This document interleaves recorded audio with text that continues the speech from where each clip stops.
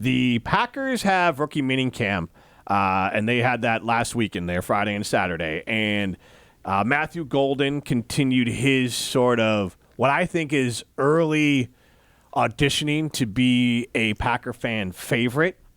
And then I think Warren Brinson, someone who played with Georgia, has an opportunity to maybe grab the reins as a fan favorite. I would say Sorrell as well would have an opportunity from Texas to grab the fan favorite mantle. But there are some Packer players with a little bit of attitude, a little bit of swagger, if you will, and I think it's good for the Packers. I think it's good, and I hope they continue LaFleur and everyone else let these players show their personality. So I want to start here with Matthew Golden, and he obviously, when he was drafted, grabbed the mic, got a little call and response with the team, with the fans in Green Bay, and we have that. Let's hear that right now. It's time, baby. Hey, I'm finna bring that energy, man. I'm glad to be here. It's a blessing. Green Bay on 3. Hey, let me get a Green Bay on 3. 1, 2, 3. God, so awkward. But literally, people do anything. Like, if you are holding a camera in front of somebody and you say cheese on 3, like, you can get somebody to say whatever you want. It is crazy. So the fact that, like, I mean, if I was in the crowd, I would have said Green Bay. Like, I would have been so excited about it, too, even though it's like, you're going to learn it's Go Pack Go. You know what I mean? Yeah. It's like Green Bay to me. And honestly, that is better than Go Pack Go. Is kind of lame anyway. Still, like, good for him on doing it, but I thought him just grabbing it. I didn't feel it, like me, not as a Packer fan, I thought Green Bay on 3 or Go Green Bay on 3, whatever it was like natural. Like, when I heard it, I'm like, oh. Isn't that just like how you break down the huddle, though? That's not like a fan chant. Yeah, like, but Green like, Bay on 3. 1, 2, 3. Green Bay. Like. Right, but I just from like, I don't know. Packers.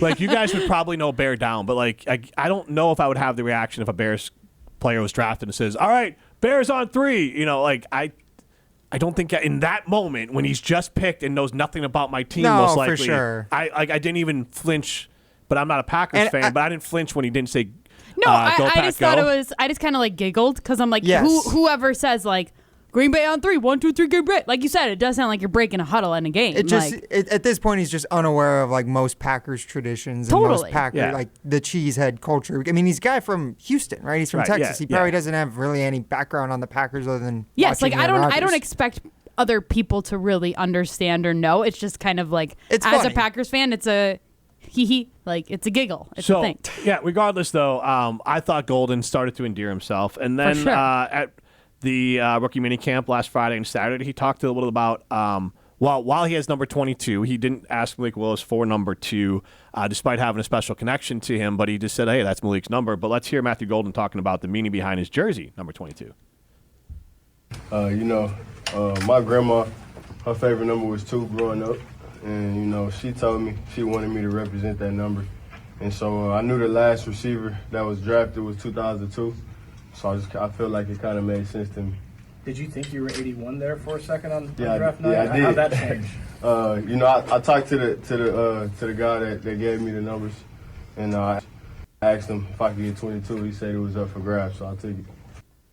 What do you think about that? I mean, I think, a number's a number, but he did want to have a special connection, and he was able to get to 22 and not have to bother Malik for the number. So, again, it's just another endearing part. And are we betting money, or like, what do we think's going to happen at Lambeau? Do they do a good job of this? Because for me, this is an opportunity where, and Molly, I'm going to rely on you to do the singing here, that if Golden makes a big play, I know where we're going with this. then you have to hear this.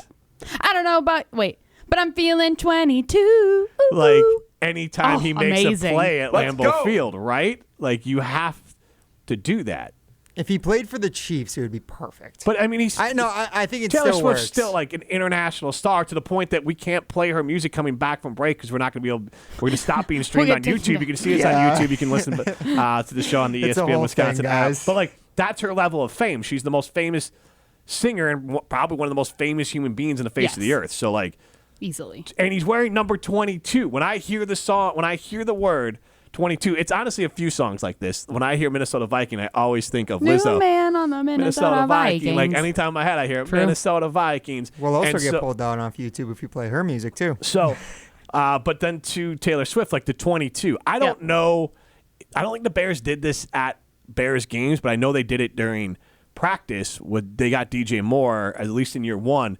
They did the Lil Wayne song, "Go DJ." That's my DJ, and they would play it they clipped it down like they'd have a DJ at practice, and so anytime he made a big play at practice, they would fire up the Lil Wayne song go, and the hook of it "Go DJ." That's my DJ. Didn't they do that for Devin Hester too? Didn't he always play Soulja Boy? Yes, but that one they played that at the stadium, and yes, because that went back to Miami. Yes, because that was Miami's basically jump around. Yeah, and so really? they were doing Soulja Boy. I don't know if it was at the transition from third to fourth quarter like it is for the Badgers for jump around, but they would play it once a game. And Devin, if you watch videos from him at Miami, I was down there covering the Hurricanes when Devin was down there when Crank That was the popular song, and I remember Devin Hester doing the Soulja Boy, and then that being around for a while afterwards too for the Miami Hurricanes.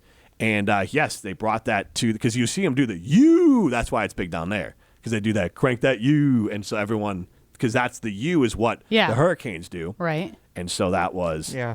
That's such a cool one. Whenever he would do the Soulja Boy dance waiting for a kickoff return. Like, I'll be honest, I don't like the Miami Hurricanes. They have the ability to, at times, to be peak swag. They do. Peak swag. But they do. Their uniforms, the history. You got Michael Irvin that played there. That's just one of those teams where you're like, man, when they're on, and it's that's awesome. You just have to tip your cat.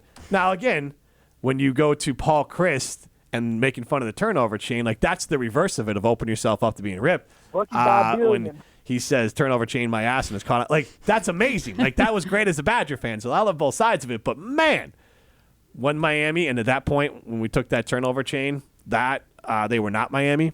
They haven't really been the U. They were a little bit last year, but they fell off at the end, but they had Cam Ward, obviously number one overall pick. But so I will say that there's one other one I want to get to from Packers rookies. Yes. One that stuck out to me. Warren Brinson, their 6th-round pick. Yep. Jason Wilde's going to be joining us later in the show. He had a really cool feature on them at channel3tv.com. Okay. But also, as a college football fan, I know Warren Brinson because he had a pretty viral moment after Georgia won its 2nd national championship in 2022. Yep. And I'll actually play the video and the audio of what he said. Interviewing some of CBS analysts on the field. Apparently, he wants to work for ESPN one day. That's Warren Brinson's whole dream. Yeah. So this is a little sampling of what his personality is like as well. Perfect. Brinson here live at the National Championship with CBS Sports here. I'm here with Brady Quinn, Danny Cannell. Danny Cannell, Brady. The Dogs just went back-to-back. How do y'all feel about this historic season? With the Dogs, people assume the Dogs are going 6-5, living in the shadow of last year. How do you feel about the Dogs and their back-to-back victory? I think you guys are the dynasty right now. You're the king of college football. How do you feel? I feel like this is the glory of the Dog days. The good times are forming, and the dynasty is just now beginning. Coach Smart is a great coach, and you'll be a Hall of Famer. How do you feel about the Dogs? I think you guys took over Bama. I think you guys are the new dynasty, the new kings of college football. You heard it here from CBS Sports. Georgia football, the kings of college football. Dog. Yeah, he's fun. And we're gonna get to Gabe Neitzel here. We're gonna take a break and get to him in a minute. I do want to throw out our other side and limited poll question. We'll throw this one at ESPN Madison. Which Packers rookie do you think will become a fan favorite?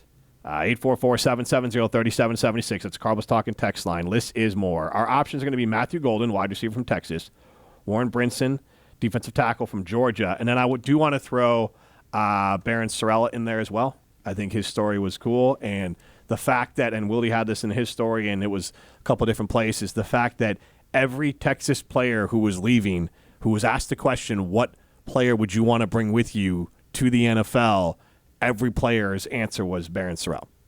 That is cool. I also, I believe I heard this on Wilde and Tausch this morning. I'm going to have to confirm with Jason when he comes on. But I think he said that Sorrell's dad is in their YouTube chat watching Wilde and Tausch. I think what it was the Friday or maybe the Monday morning after he got drafted on Saturday, Barryn Sorrell, his dad, Barry Sorrell, was in the Wilde and Tausch YouTube channel. That's amazing. Chatting them up, talking about his son. I'm pretty sure that's the timeline. I love that. We're going to have to ask.